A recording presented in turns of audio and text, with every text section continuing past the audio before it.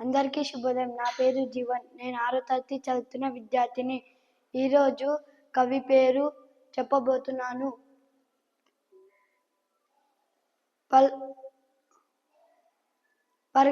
పల్గదుర్యయ్య.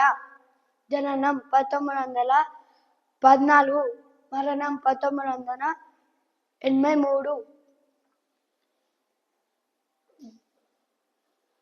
జన్మస్థలం హన్మకొండ జిల్లాలోని మణికొండ గ్రామం. తల్లిదండ్రుల పేరు నర్సమ్మ, పాపయ్య శాస్త్రి. రచనలు పాలవేలి గంగారుద్దయ్య, గంగిరెద్దు.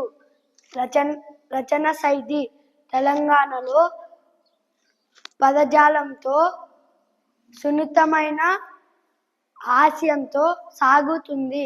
ధన్యవాదాలు.